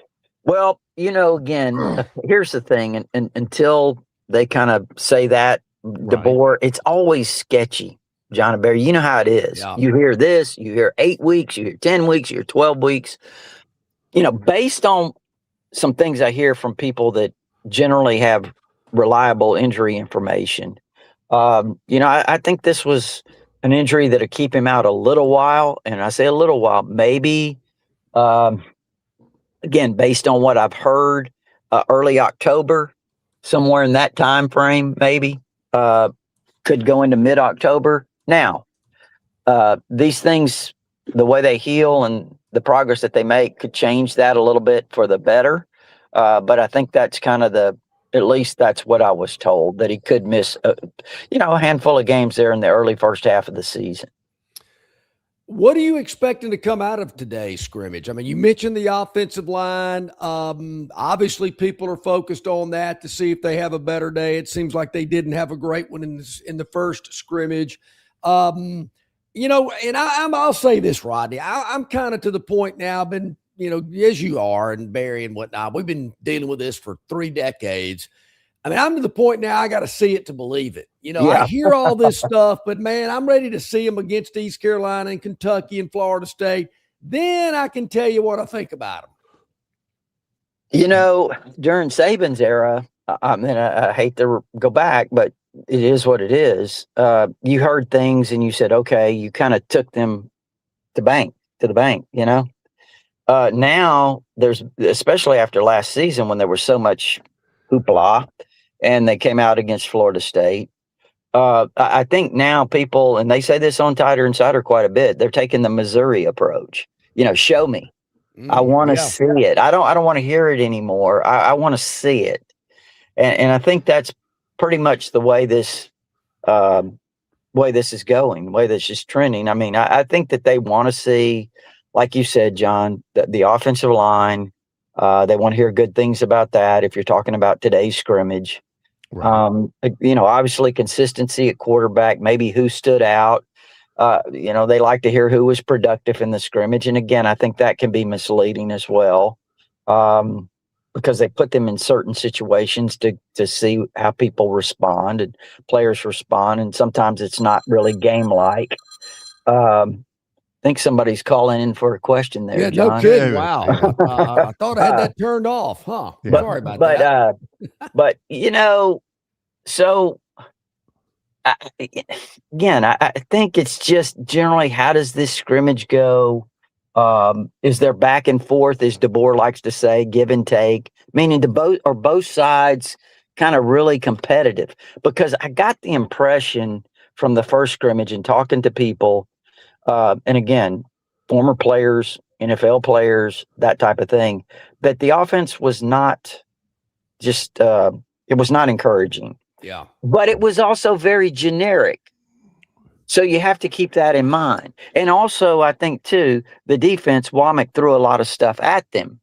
So it's not unusual that the offense would be behind or even way behind in the first scrimmage. So I guess to cut it to the point, John, Barry, is does Alabama's offense take a step and show some promise in this scrimmage? I think people would be encouraged by that. If this is not the case, if there just isn't anybody, that's an answer to the question. But is there a player in your estimation, Rodney, on this team that people aren't talking enough about now? If there's not, that's fine. No. I think that's a good question. Oh, a good question. That doesn't get a bell ring. That does not get a bell ring. It's an interesting question. Yeah. Does somebody come to mind? Well, I tell you, I'm hearing a lot about Bray Hubbard. Yeah. I'm hearing a lot about Bray Hubbard and that he has been a monster, not only in the scrimmage making plays, but the way Womack's using him in different ways, bringing him down as a blitzer, doing different things with him in the box, as I don't want to say as a linebacker, but bringing him up, playing that safety close, just doing some different things with him that kind of gives him more of a prominent role. And just the way he's not only executed, but the way he's become a leader defensively. I've heard that. Yeah. And those types of things. I think that's really one thing that stands out. But I'm going to tell you, I'm really intrigued with Trayshawn Brown, the running back, the freshman running back. I'm really intrigued with him, hearing some very, very good things about him. And I will tell you this, a former running back who was at a practice, here recently, that was a national championship team. He told me, he said, I rephrase that. He we're in a group and he's told someone in that group that he thought Brown was the second best back before Deere got hurt. He was running, in his opinion. So I'm really intrigued by Trayshawn Brown. Heard a lot of good things about him, Rodney. I mean, kind of, came out of nowhere, not a highly rated, but Courtney Morgan certainly saw something in him and been hearing a lot of good stuff about this young man. Hey, Rodney Orr is brought to you exclusively by the Destin Connection Seafood Market. They've been delivering fresh seafood direct from the Gulf for 32 years. Fresh shrimp in all sizes, crab meat, oysters, a wide variety of fish. They can cook it up for you in their kitchen, or you can take it straight home from the display case there at 3750 Norman Bridge Road, the Destin Connection Seafood Market. Rodney, on our River Region Straw chat line, we have a question for you. We have one of our viewers wanting to ask Rodney if he has a favorite opening day game story. Oh, opening day, man. There's been a lot of them. There's been a lot of them. For all of us. Let's see. Opening day. Look, I tell you, it's hard to top what happened at Clemson in 08. Yeah. Because John Barry, that was a game that actually on Tighter Insider TV, I picked Clemson to win. Bama's going into Saban's second year. They were 7-6 the year before. I picked them to lose, and they dominated the game. And that was kind of like the 71 USC game. It got the program rolling. And I'll never forget after that, I said, I will never pick against Nick Saban again. And you know what? There were times I wanted to pick the other team, but I always picked Saban on Tighter Insider TV. So I have a really good record for picks under the Saban career tenure there. But no, that was one that really stands out to me quite a bit. Of course, there's a lot of others. I mean, we could go back But the thing I remember about that Alabama Clemson game, it was the opener. I think it was in Atlanta. Yeah, it was. And Tommy Bowden, he had. Remember C.J. Spiller? Yep. They had another good back named James Davis. They were thunder and lightning. Thing I remember about that game is that Clemson, they got their butts whooped in that game physically. Clemson, by the end of that game, Rodney had 0 rushing yards. Wow. Didn't Spiller return a kickoff or a touchdown in that game? Spiller? Or was it? One of them did. Spiller or Brown? Davis, I'm sorry. I think it was Spiller returned it. It was Spiller off the top of my head. But I'm going to say this real quick, too. Right. I got to go back to the 70s. Yeah, that's what I was thinking. 78 game was really against Nebraska, the opener. That was a huge rematch between those two teams from the year before. That was probably one of my very, very favorites. Alabama dominated the game 20-3 in Legion Field. I'm glad you brought that up, Rodney. I was having lunch with Mike Brock about 2 weeks ago. Yeah. He was an offensive lineman on that team from Montgomery, played at Jeff Davis. And I brought it up. I said, Mike, I'm channel surfing. I get to a station, I get to the game, and they're going through the starting offensive line, how they used to introduce them on those ABC games. Yeah. And I said, and he laughed. He goes, yeah, I looked a little different back then, didn't I? I said, boy, did you? But he said they played that game at Legion Field. He said it was hotter than Hades. These Nebraska guys weren't used to it. I mean, they were throwing up during the game. Walking back to the huddle, throwing up. They knew they had Nebraska beat. And I said, Mike, the thing that I really noticed more than anything about Alabama dominating Nebraska in that game was when it was over, Tom Osborne didn't want any part of shaking Coach Bryant's hand. He was not happy. I guess he didn't. That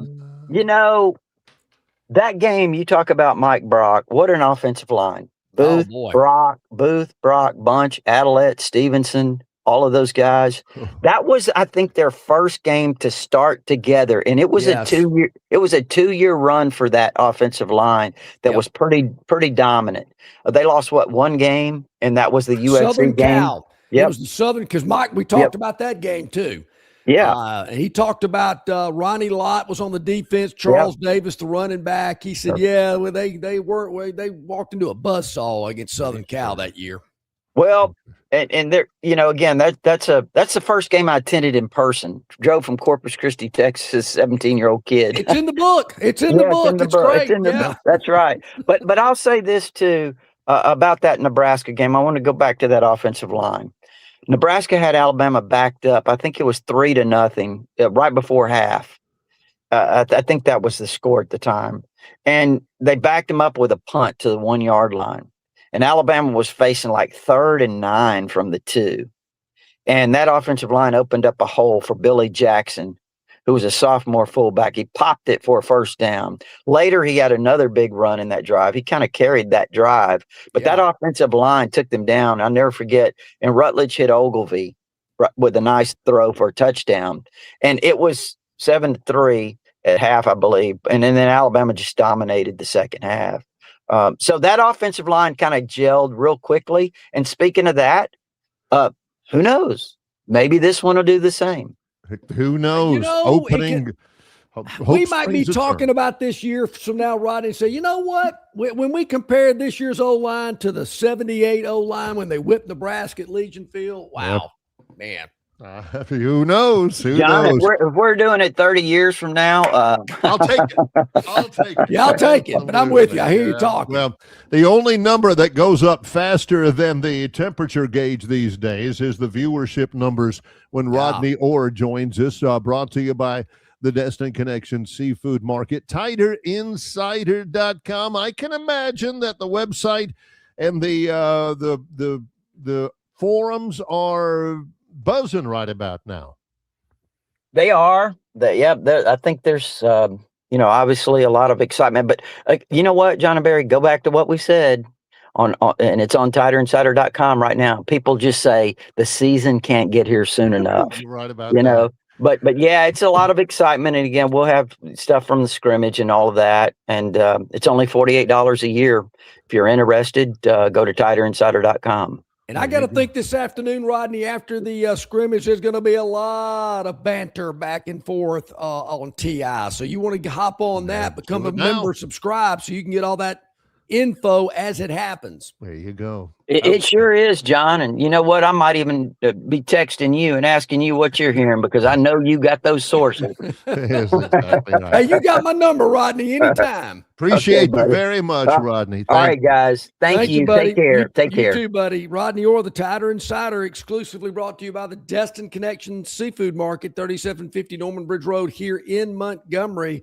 It is the absolute best, freshest seafood direct from the Gulf, arriving daily. All right, good stuff there. I wanted to say this. Also, one final thought. I don't know how he does. I don't like to think I have a good memory, but yeah, that he brings up Alabama Clemson 08. Yeah. And, Clemson, Tommy Bowden's supposed to be great, and this and all that. And they weren't. They were okay. But that was 2008. And he's exactly right. C.J. Spiller returns the opening kickoff of the second half, 96 yards for a touchdown. Otherwise, Clemson does not score in that game. Yeah, I think I remember Saban blowing a gasket after that Clemson touchdown. He was chewing out the special teams coach, if I'm not mistaken. They were leading by something like 24 at that point, but still, there's a butt chewing that's due in that point. Well, also delivered daily, not just fresh seafood at the Destin Connection Seafood Market, but the Phantom's Daily Dog. Yeah. Fresh. And, it's not straight from the Gulf, but it is freshly delivered every morning on Longshore. It is. Gulf of America. That's where it's coming from. You better believe it. The docks of Destin, and they ship it straight here to Montgomery. You better believe it. Longshore and McKnight, in association with Yellowhammer News, presented by Bud Light. Located just 8 miles north of Alabama's state capital, Capitol Hill features 3 18-hole championship courses. With more than 1,500 acres of golf and nature, the pure magnitude of this facility is amazing and allows each course to be drastically different from the others. Capitol Hill also features an innovative 360-degree driving range, 400 yards in diameter. Capitol Hill offers a fully stocked pro shop with the latest equipment and apparel. Great food and beverages in the clubhouse can be enjoyed both before and after your round. Get your group together and hit the trail. Go to rtjgolf.com/Capitol Hill for tee times and more information. The Bush Guide, cold and smooth survival skills. If you encounter one wolf, chances are there's a pack nearby. Fortunately, the same applies to beer. Head for the mountains of Bush.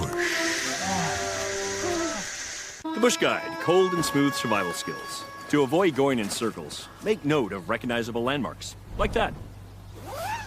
What's wrong with going in circles? Different circles, Ross. Okay. Head for the mountains. Travel Carpet is the most trusted name in flooring in the River region.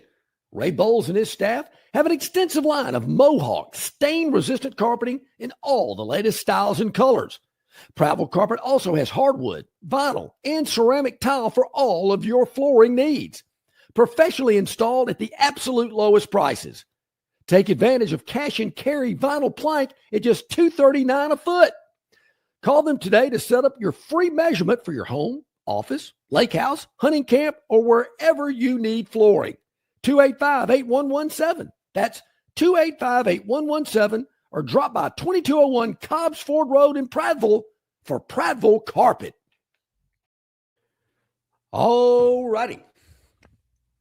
It is bottom of the hour number 2 here on a Thursday. Great segment with Jason Caldwell, Auburn 247, Rodney Ortider Insider. Let's see, what do we? The day. Let's see. You might have forgotten about it since nobody's commenting on it on the chat line, which normally is good for the Phantom. Yep. When he case. wins, yeah. What is the old line? A victory has 1,000 fathers, but a defeat is an orphan. You know, yeah. I mean, if you win, man, everything's great. But if you lose, man, you're on your own. I don't know what it is, but whenever the Phantom delivers a winner, everybody's like, yeah, okay, sure, that's fine. He's the Phantom. That's what he does. Yeah. But man, when he loses one, everybody's like, yeah, boy, they're coming out of the woodwork. It's some human nature, and I don't understand it. So yesterday, Barry, the game that the Phantom chose took place in the Twin Cities of Minneapolis-St. Paul, hence the name, the Minnesota Twins. Yeah. They were hosting an interleague game against the Atlanta Braves, a team that I'm told around these parts people are in love with. I've yet to see that, but that's what I'm told. The Braves came into this game, Barry, if I'm not mistaken, on a 2-game losing streak. Yep. They are in a funk right now. The toughest road trip of the season for the Braves, by the way, when they really need to, like John has said before, okay, the Nationals, whatever. Okay, the Marlins, blah, blah, blah. Sure. Let me see what you do in those big-time games against quality competition that you really need to win. That's right. Well, the Braves are right in the middle of that. They really need to win these games, and they are just not. Barry, this reminds me of that World Series between these two teams. Kent Herbeck yanks Ronnie Gant off first base. And they call him out. Yeah, right. Yeah, it's awesome. So the Twins jump out to a 1-0 lead in the bottom of the first. Braves tied up at the top of the fifth, and the Twins put 3 on the board in the bottom of the fifth. Feeling pretty good about that until the Braves put 3 on the board in the top of the sixth. I'm going, whoa, now hold on. But the Twins put 2 more in the bottom of the seventh. That's all they needed for a 6-4 victory, giving the Braves their 3rd straight loss. They get swept by a Twins team that has barely got their nose above water, that is just this close to dropping out of contention for the wild card. I mean, it ain't the Minnesota Twins of Jack Morris and Gary Gaetti and Greg Gagne and Kirby Puckett and Dan Gladden and all this. Braves got swept. I knew it was not going to be a good night for the Braves. Look, game's still in contention. Braves are right in it in the 7th inning. Go to the bullpen. Dylan Lee. God bless him. Dylan Lee has been Lee. Yeah, not related to Dylan Lee. Yeah. And when the announcers said, Fred, Dylan Lee hasn't given up a hit in his last 9 appearances. Now, my wife, Dee, who loves the Trojans, loves me, listens to all the games, whenever they're out there in doubles alley at a baseball game, and I say, Jerry, this guy for that team, boy, he hasn't hit a home run in the last month and a half. All the fans out there in left field are going, no, don't say that. Well, Dylan Lee in the 7th inning, the announcers said, Dylan Lee hasn't even given up a hit in his last 9 appearances. 2 pitches, RBI single to Cody Clemens, Rogers' son, by the way. Yep. And that put the Twins in the lead. And they built on the lead, and they never trailed. Never trailed. Won the game, gave the Braves their 3rd straight loss. Barry, that's kind of like Al Michaels on Monday night. Hey, Troy, this field goal kicker hadn't missed in his last 40 attempts. Here it comes. Everybody. And I know this. I'm an announcer, and I've said this before. I said, so-and-so and such and such. This guy has been lights out in closing a ball game. He'll believe, and I know I'm thinking, I can't believe I did that. Yep, that is definitely the case. In the Braves get swept by the lowly. Now you say lowly, Barry. They're solidly in second place in the American League Central. Yeah, they ain't going to win the Game and a Central. half ahead of both Cleveland and Detroit. They are right game and a there. half. Right there. This was the Braves' chance to put them away. Braves, are and have been all season long leaders in the National League East. Their lead is 4.5 now over the Phillies. They had a chance to put them away. I mean, to announce their presence with authority. That's right. They get swept. Well, Barry, it's not going to be any easier for them because they are coming off a 3-game loss, being swept, lost 3 in a row, had to travel yesterday. And now they're showing up in the league-leading Chicago White Sox house early, 1:10 today. So not a lot of rest, not a lot of time to get accustomed to their new surroundings. Chicago, the White Sox leading the American League Central by 4 games over this Minnesota Twin program. Yeah. I don't know what you're saying. No way the Braves can lose 4 in a row. Well, okay, if that's what you think. Great. Think that. Because for some reason, Barry, the world still doesn't believe the Braves stink, except me, and they are a favorite on the road today. Now, it's a slight favorite. Let me check one more time just to be sure, because when I got down on it, these numbers were rolling, and as of right now, and as of this morning, the Braves were still the favorite.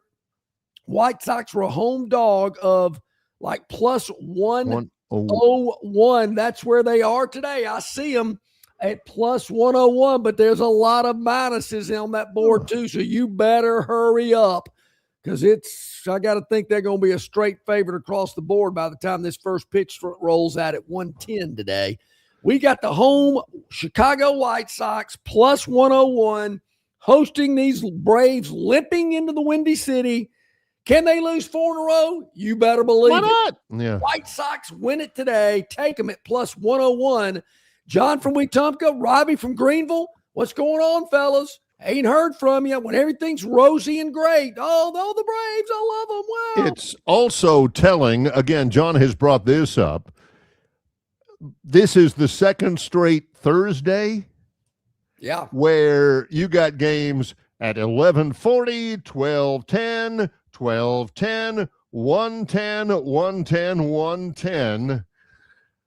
The last 2 Thursdays have had a lot of day games. Wonder why? Well, it's maybe week 2 of the NFL preseason. Now, I don't know, Barry, if NFL preseason games outrate a regular season baseball game, but if I was betting on it, I'd say they do. Well, maybe that's the reason, but I thought Thursday was getaway day. I mean, here the Braves are coming in for, I guess, a 3, maybe 4-game series against the White Sox. I don't know how many games they're going to play against each other.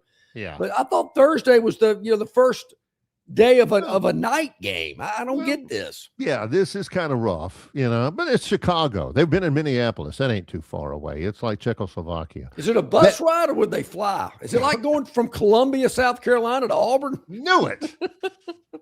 On that note, not only a late gigging of the Aubs, but the Phantoms' daily dog has been made official. Speaking of gigging the Aubs. Oh, boy. Thought we were going to make it to the break, but no. Well, we're going to do this right before we go to the break. Someone in our creative department, Barry, emailed me a cartoon caricature yesterday, and I thought, man, this is really amazing.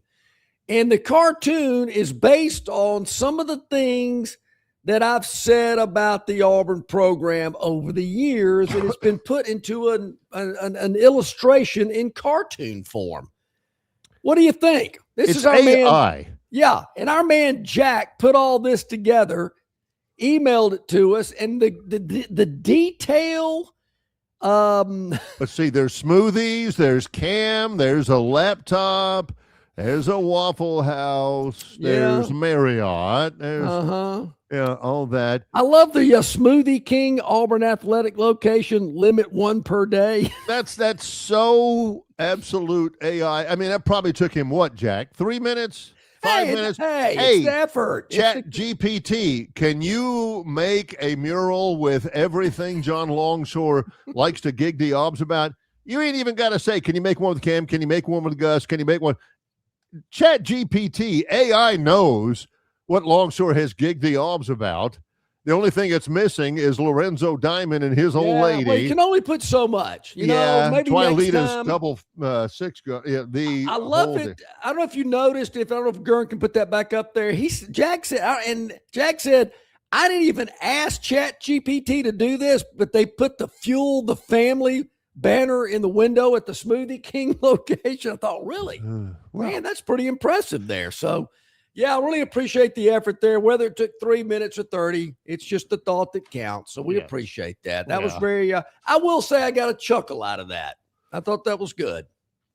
Now, if you want to make one about Bama, go right ahead. I'm think I'm fine with that. Yeah. John stated the absolute obvious. I got a chuckle out of that. You think? It's Longshore and McKnight in association with Yellowhammer News, presented by Bud Light. What kind of stories that's been told on you? That may be a lot of things in life you used to do. If you can't give true love to me, I'll understand. Just do the best you can. Michelob Ultra, 2.6 carbs and 95 calories. Longshore and McKnight are brought to you in part by Stivers Automotive, Stivers Ford in Montgomery, and Stivers Chrysler Dodge Jeep Ram in Prattville. For the absolute best on-site selection, service, and price, no other dealer can match Stivers. Stivers Ford in Montgomery is located at 4000 Eastern Boulevard and online at stiversfordmontgomery.com. Stivers CDJR in Prattville is located at 2209 Cobbs Ford Road and online at stiverscdjr.com. Longshore and McKnight have been Stivers customers for over 15 years. You should be too. Stivers Automotive, where Price sells cars, trucks, and SUVs. The Destin Connection Seafood Market at 3750 Norman Bridge Road in Montgomery has the freshest seafood direct from the Gulf of America. I'm talking red snapper and grouper, all sizes of Gulf shrimp, jumbo lump crab meat and crab claws, Louisiana Bay oysters, and New Bedford scallops. They are a full-service seafood market and kitchen serving po' boys, dinners, and sandwiches. You know, many well-known restaurants in the river region purchase their seafood from the Destin Connection because they know it's the absolute best. Call ahead and your order will be ready for pickup. The Destin Connection Seafood Market, 3750 Norman Bridge Road. Call 288-4272. That's 288-4272. Okay, welcome back in, everybody. About 17 minutes to the top of the hour. Barry, I think I've heard you say multiple times over our history together in media that you have never bet on anything in your life. Well, not, not on, like, money, with a bookie or anything like that. Money involved. Yeah. My wife Dee took a bit of a flyer on me whenever I popped the question and everything. I mean, so there's been, sure. I bet that she would say yes, but right. Nothing. I wouldn't know. I'd have to go into the Frisky Whiskey over there on 85 across. If I'm gonna bet on like the lottery or something, Correct. I'd have to have somebody say, okay, now what do I do? Yes. What do I get to pick? Yeah. So along those lines of, I guess it's safe to say that you haven't gambled a lot in your life in terms of, wagering on an event or a roll of the dice. I don't know how to play poker. Yeah. I don't know a local man. Well, maybe I right. know one, but I don't know that he is one. You know. True. It's amazing some of the people that are local, man. Really? John has told me that, and I'm like, really? Yeah, he said, oh, it's going to be anything. Dentists, doctors, preacher, candlestick makers. Yeah. Okay. So tomorrow I thought we'd have a little fun on the show from Stivers Chrysler Dodge Jeep Ram in Prattville called Barry the Handicapper. Giving Barry a shot to just out of the blue. What do you think? Well, you don't have to put any money on it. I'm just curious what your thoughts are about this or that, and from a handicapping standpoint, yay, nay, good, bad. So Barry the Handicapper tomorrow. It's almost like I'll be playing Alex Trebek and you'll be the Jeopardy contestant. And like Jeopardy, we'll make some notes. We'll keep track. So Barry the Handicapper, we'll do that tomorrow. I'm not going to give away too much because I don't want him to study up like I know we probably would. I want this to be, right it'll on be top of my his head. head. It'll be organic. There's no doubt about it. There's Speaking of organic, real quick, if I can mention this, Ted, Bud Light is our sponsor. And that Bud Light is produced by Anheuser-Busch, which also produces Mick Ultra and Budweiser and Bud Light and Busch Light and so many other fine products from Anheuser-Busch. They give you quite a selection. And speaking of organic, it gives me an opportunity, Barry. I was tipped off to the Michelob Ultra Organic. It's called Pure Gold. Very high on it. Really, really good. I think the wife picked some up. She thought she was picking up the regular Mick Ultra, picked it up by mistake. Had one the other day. It was hot outside. I said, wow, this is really good. I like organic this a lot. stuff usually tastes pretty good. I mean, organic ground beef, organic vegetables, all that. Organic beer, Mick Ultra, only 85 calories. How about that? So I was good. So Ted, there's the fine folks at Bama Budweiser that bring you all of the fine Anheuser-Busch products, and Mick Ultra is one of them. Pure Gold. Wasn't that Danny Terrio? I mean, that was Dance Fever, wasn't it? Dance Fever. Oh, there was one who said gold in it, with the girls in the leadotards and all that. Oh, yeah. Oh, yeah. How cheesy was that? Yeah. Organic beer, light beer, all that, whatever beer there is, always Anheuser-Busch encourages you and urges you to drink responsibly. Yeah, no doubt about that. That's very important. Looking for the lines, we like to go to VegasInsider.com. There's several different ones out there. They're available anywhere. Auburn, 6.5 point favorite. They won by 14 last year in Baylor. This year they'll play in Atlanta. 6.5. Yeah, feels about right. I'm just not. I love Tony Barnhart to death, but I'm not buying into. Watch out for Baylor, Auburn. I mean that really threw me. Of all the things, I don't want to say it's the number one thing, but if it's top three, hey, what'd you get out of media days in Tampa? Well, when Tony Barnhart got up from our location, he said, "Watch out for Baylor." I went, "Whoa." Alabama opened against East Carolina 25.5, 26.5. It's now at something like 28.5. So people are jumping on that. Look at this. Way early. Bama's a 28-point favorite. It has been triple-digit hot for the last 2 weeks. Don't see any relief coming. 11 o'clock in the morning. Do you expect to see me there? Not going to happen. Yeah. Now, if this had been maybe a big intersectional game between a big boy school at night, might go. But ain't happening, Greggy. Not happening. Wait a minute. John's a bad influence on Barry. I've heard that before. I disagree. Come on. Yeah. I'm looking forward to that. It's going to be good. Alabama's first, big time opponent, Florida State.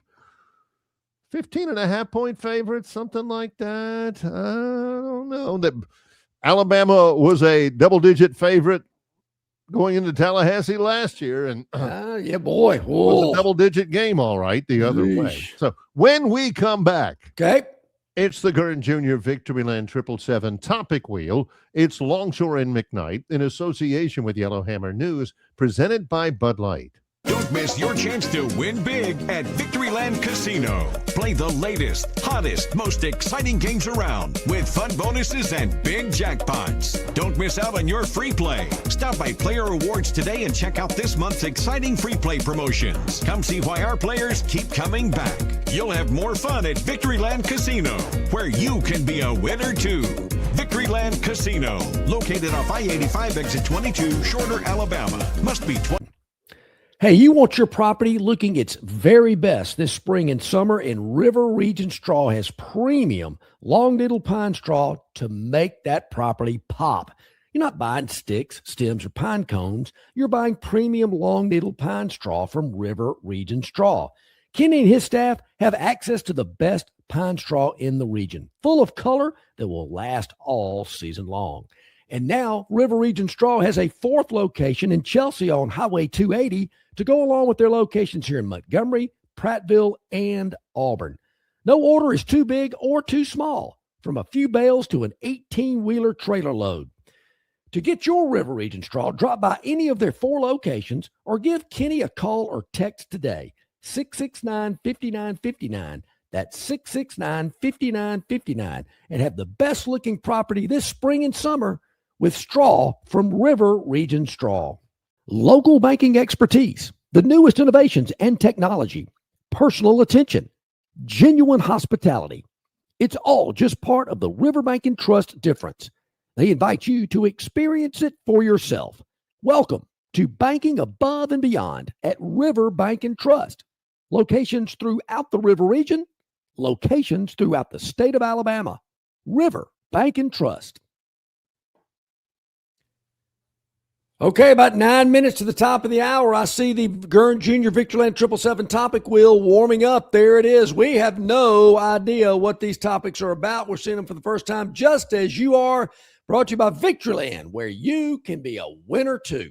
Let's see what we got today. Thought we had a really strong one yesterday. Bad day for... I don't know. Beyonce? What's this about? Huh? Oh, Tyler, I should know how to pronounce his name. Yeah. I follow the Chargers because running back Kamani Vidal is a Troy Trojan. Yeah. ACL injury, not good. Ugh. I know. I've seen his name before, and I've heard it pronounced before. All of a sudden, he's the center. ACL left knee. That's a bad line. That guy's a good player. Yeah, he really is. See, I like this. The Chargers uniforms, Barry. We could do without the number on the helmet, though. Just give me the lightning bolt. That's all. Yeah, I liked. I liked it when they were dark blue rather than this light blue. I like the dark blue. I like the powdered blue. I like the whites. They got a good color combination. And why put in the olden days? That's where you had the numbers on the helmets, and you know why? That's so when you went over and looked on the sidelines for your helmet, you could find your helmet because that was your number. Nowadays, you got 14 student managers out there to hand you your helmet. You got it on the back. If you're going to put numbers on a helmet, do like the Cowboys do and put a 1 on the left side of your stripe and a 5 on the other, or simple. Anyway, yeah, I know it. I've been telling them up there in Tuscaloosa, they'll listen one day. They finally got those home jerseys for the third Saturday in October. Great Elvis song, early Elvis Presley. Yeah, address unknown. Return to sender. Okay, probably didn't put a stamp on the envelope. That's probably the problem, Elvis. Come on. Rory, I don't know what it is about Rory McIlroy, but he needs to mix in some bran in his daily diet, maybe a salad or two.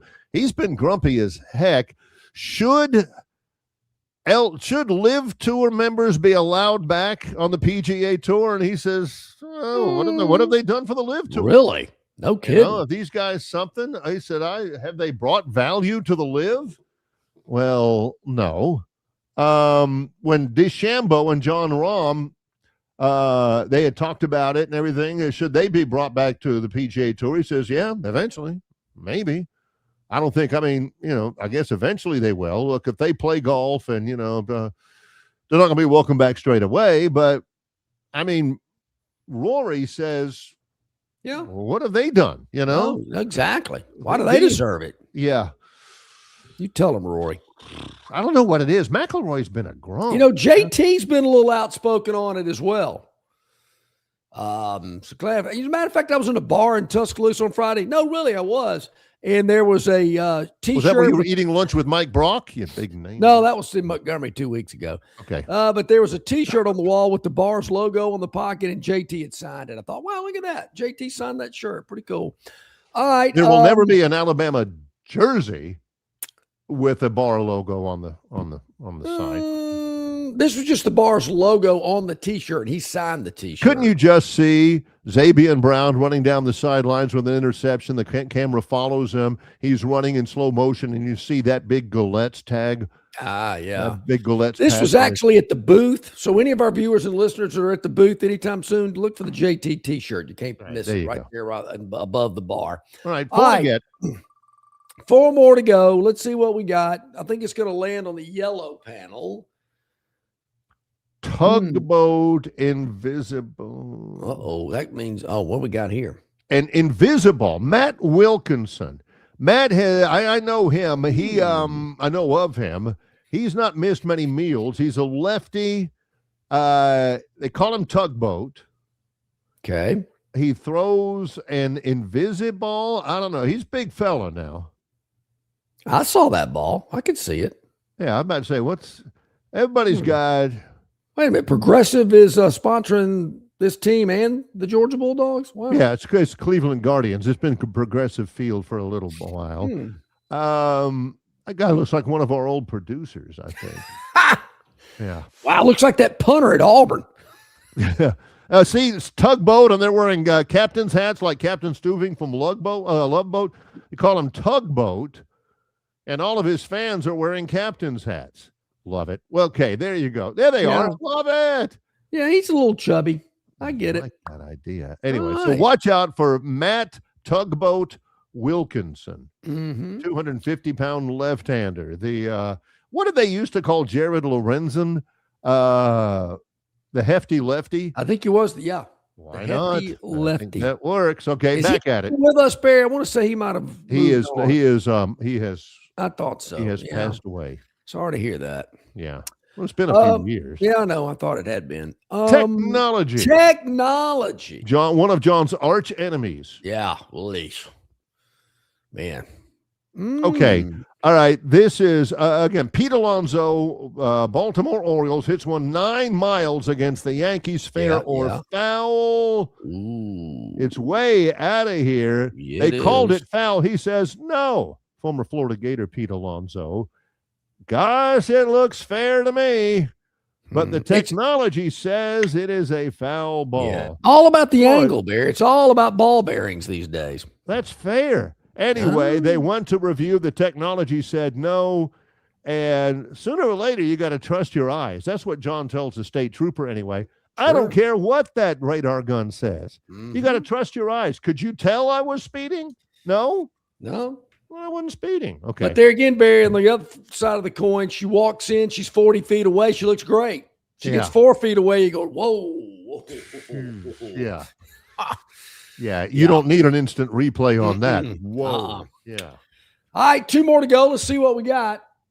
Blue and red, of course. Always with blue and red. We wrap it up with those 2 colors. Vita La Vida. Isn't that a bar in Panama City Beach? No, that's Club La Vila. Club La Vila. Yeah. Vita Vea, who is a big time. He is a run stopper. He's one of those guys that Rodney was talking about. Oh no, that Jason Coleman was talking about, that just envelopes offensive linemen. He doesn't rush the passer. He doesn't drop into coverage. He just stands there and takes up 3 blockers. Very important guy. Vita Vea.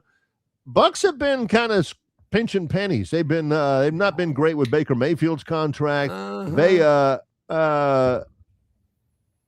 He was making $18 million. He's getting $24 million.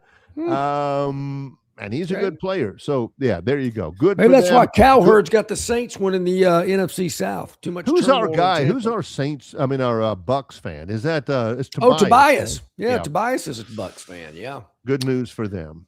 All right, one more to go. Got to spin it to make it official here on the Gurn Junior Victoryland 777 topic wheel. Victoryland, you can be a winner too. Back to school to prove to Dad I'm not a fool. That's Billy Madison. Yeah, there's a guy started out at the University of Florida named Jack Pyburn, later transferred for bigger NIL money after his freshman year to LSU. Well, he has signed. He has signed a contract. I want to say with the Washington Commanders, and now, of course, because he was at LSU, he's one of the football players that has signed a lawsuit in the NCAA in Louisiana, gaining a temporary restraining order that says players from the high school class of 2022 can have a fifth year of eligibility. Wow. And there's a bunch of players who already have. Yeah, there's Jack Pyburn's name down at the bottom. He has been in, I said Commanders. He's on the Bucks roster. He's had like 2 sacks in the preseason. And now he says, wait a minute. If I was eligible because I was in the class of 22, I want to go back to college. Who does he think he is? Thornton Mellon? Ooh, with a triple Lindy? Triple Lindy. No. I mean, if you have played in an NFL camp and you want to go back to college, that's wrong. That's Charles Bediako wrong. Didn't I see where some judge in Louisiana did something and maybe there's a couple of 3 guys can go back to Ole Miss if they want to play? That's exactly what that story was about. Yeah. On that note, there we go. Ole Miss could be getting some of them LSU could be getting them. Yeah, this whole all right. There we Tomorrow we're at Stivers Chrysler Dodge Jeep Ram in Prattville. Look forward to being out there tomorrow. Got a lot to talk about, a lot to discuss. Love for you to come by and see us as well. Yes. Many thanks to Rodney Orr, Tighter Insider, brought to you by the Destin Connection Seafood Market. Jason Caldwell, Auburn 247. He's John Longshore. I'm Barry McKnight. It's Longshore and McKnight in association with Yellowhammer News, presented by Bud